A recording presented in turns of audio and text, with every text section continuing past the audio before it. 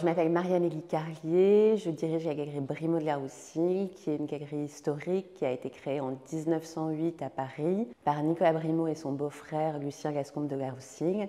Et la galerie est spécialisée en art du Moyen-Âge et la Renaissance. Pour Fab, on va exposer parmi les sculptures ces petits chiens sur un élément de drapé, qui constitue une pièce assez importante parce qu'historique.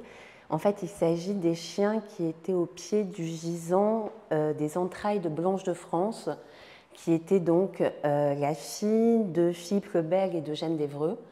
Et au XIVe siècle, il n'était pas rare dans la famille royale que la famille princière puisse avoir jusqu'à 3 gisants.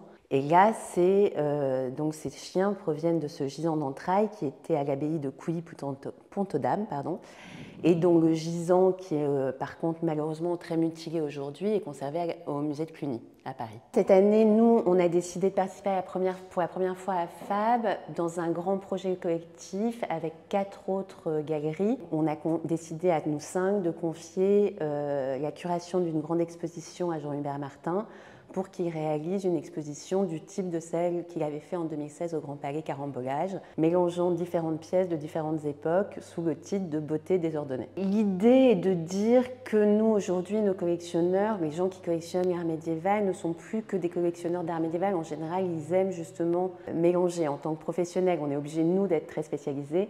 Et le grand privilège des collectionneurs, c'est de pouvoir mélanger de l'art de toute période et de tout style et de toute époque. Jean-Hubert Martin reconstitue un petit peu une collection privée à travers les stocks de nos 5 galeries.